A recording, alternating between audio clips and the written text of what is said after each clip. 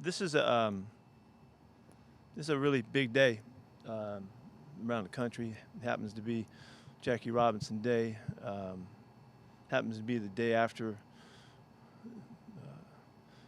Chadwick Boseman passed away, who portrayed and taught all of our young people about Jackie Robinson in the story in the new movie that they put out, which has been extraordinary. And it's just been a really big. It's just a really big day in a lot of ways. And so I want to talk to you guys about some stuff that's on my heart. And because of the environment that I live in here and work with our guys, it kind of starts here. I've been coaching for a really long time. I mean, I've been coaching since I was 13 years old. I was coaching Pop Warner kids, so that's over 50 years, and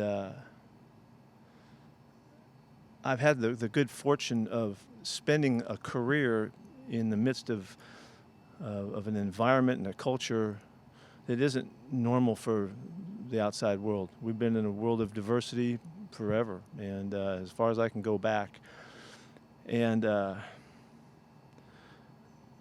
so I've had the good fortune of different lessons than other people have had. And with all of those years, I've never learned more than I've learned really in the last 20 years in particular at SC and then here. But in particular, in just the last 6 or so years, with what we've gone through and what we've dealt with, has been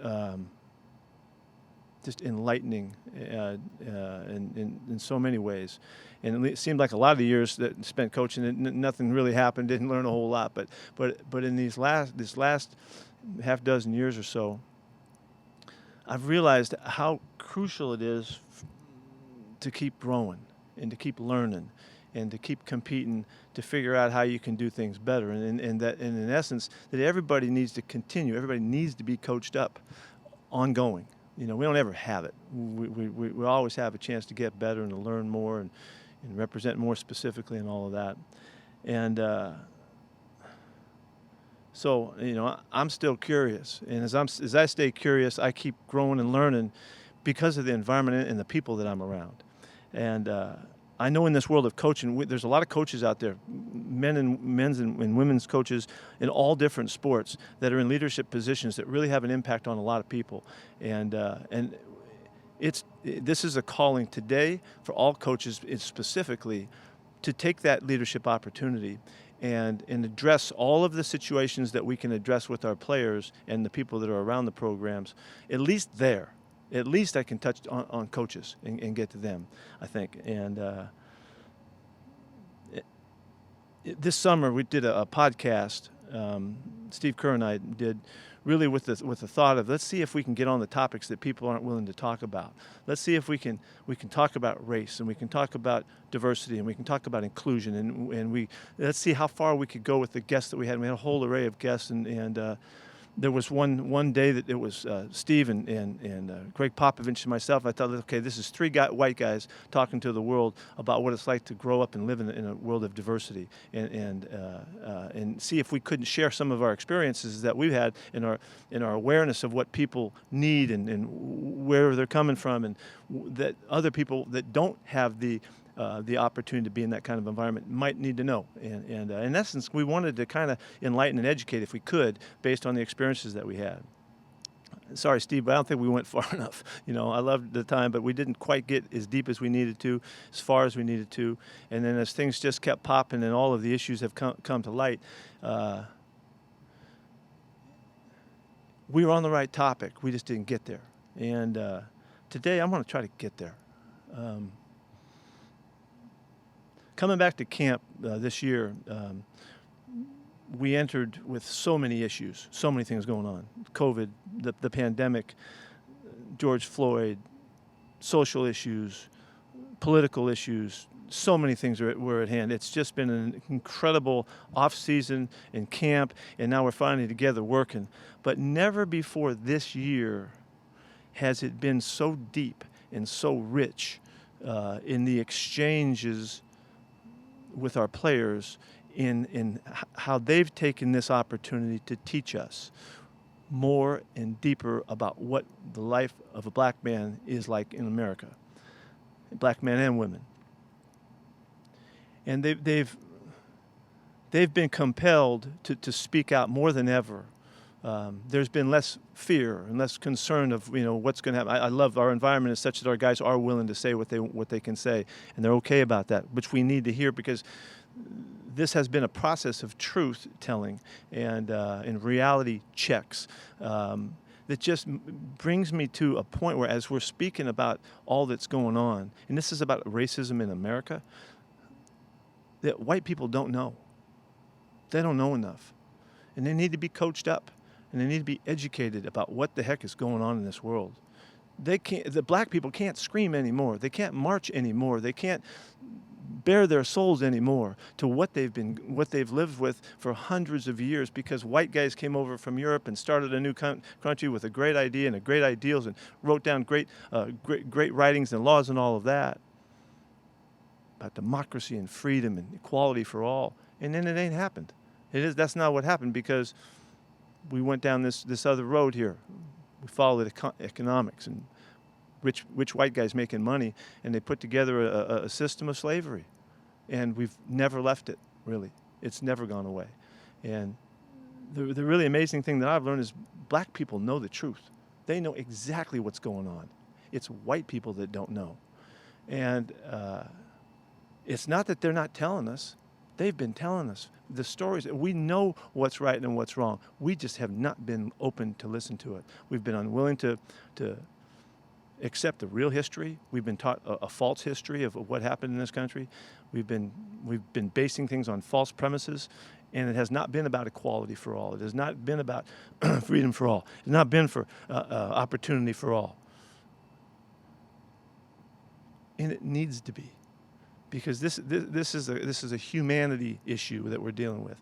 This is a white people's issue to get over it and learn what's going on and to figure it out and start loving everybody that is part of our country and that want to come to our country, wherever they want to come from. Our players are screaming at us. Can you feel me? Can you see me? Can you hear me? They just want to be respected. They just want to be accepted, just like all of our white children and families and want to be. It's no different because we're all the same. And there's a lot of people that don't see it that way, but there's a lot of people that do. And I'm hoping that from this point forward, maybe there is a new door to open for us, and we can walk through it together with the thought of doing what's right. What's right is treating people equally. We know that. Forefathers knew it. They wrote it all down. They just didn't do it. They got caught up in making money, and they figured out a way to do it, and it meant persecuting and abusing an entire race of people. So with the media as it is, with all of the exposure, it ain't like 1860s. It's not like 1960s when civil rights came through. We had 3 channels to watch. Well, the media is on it. Nothing happens that we don't know and don't see now. Everybody has a voice. And we all are seeing the truth of how black people are being treated in our streets. And law enforcement is a huge issue to our guys because they're frightened for their lives. They're frightened for the lives of their loved ones and their children. They're frightened because they don't know what's going to happen because of what we continue to see. So they're crying out again and calling for us, white people, to figure it out and to listen and to fix all of the obvious problems that we know. I don't need to listen for you guys. We all know it. It's out there. But we got to do the right thing. And we got to do the right thing by caring for people and loving people because they deserve it. Simple as that. It's that simple. So coaches, I'm calling on you. All coaches, let's step up. No more being quiet. No more being afraid to talk the topics. No more, I'm a little bit uncomfortable. I might lose my job over this because I've taken a stand here or there. Screw it. We can't do that anymore. And maybe if we do, we can be a leadership group that stands out, and maybe others will follow us. But it's not just for coaches. I just know that I might have a better ear listening to me when I'm talking to coaches. It's about education. It really is education. It's not about education in the book so much anymore. We all know the history was screwed up. We all know that. We have to learn really what's going on so we can feel our people so that we can respond. We know all the issues that we need to address. Now, okay, so what do we do about it? How do we act on it? How do we help? Can you imagine how long black people have hung together with the faith and the hope that something's going to change and it's going to be better? unbelievable endurance, unbelievable competitiveness to just keep hanging. I don't know. I mean, I'm so moved by all of that. I can't even imagine how they've been able to do it under these circumstances. They've been terrible. But they're still hanging, and they're still hoping. And racism's going out the door. It's got to be gone. It's got to be out the frickin' door and get rid of it. It's got to go, and we got to figure out the way to get that done. And it needs to be spoken to all the different issues, whether it's education, whether it's health considerations, whether it's voting rights, whatever, all of the different elements that are so screwed up. We need to go attack everyone. We know what they are. They're out there. We got to stop the people that are getting in the way. And here's one point. What can we do? Well, we got 60 days. There's the March on Washington was all about commitment. Well, why not take these 60 days and make a commitment to vote and march together to get everybody in this country to vote so that everybody has the voice and everybody that needs to speak out gets heard, and we don't let anybody squelch any aspect of the voting potential. Not one frickin' vote. And we need to start now. We need to start voting, start the process, register, get voted. All of our players will be officially registered today. That's a start. 60 days to March, a commitment to vote. Can we get that done? We can. We can do that. At least that's proactive right now. Because the hardest part is, what do you do? How do you help? Well, first, we get educated. We start working on ourselves and try to understand really what's happening. My guys have taught, it's unequivocal. There's no question what's happened. They're living scared to death. And it's no longer, it never was okay. It's just, now that we see so vividly what is going on, we have to get it stopped now. So I hope somebody's listening, because we have to create the change, and we got to be the change to get that done. And coaches, let's let us be the ones. Lead in your communities. We're in communities everywhere across this country. We're all over the place in all the different sports.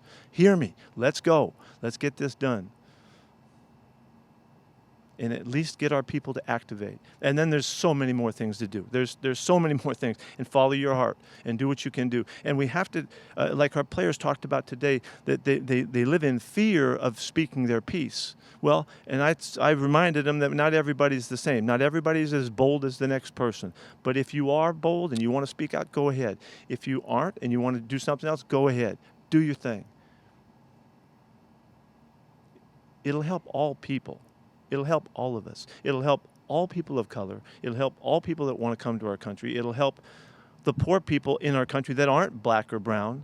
It'll help all of us if we start doing the right thing. And I was finished with this thought. There's only one way to do this, really.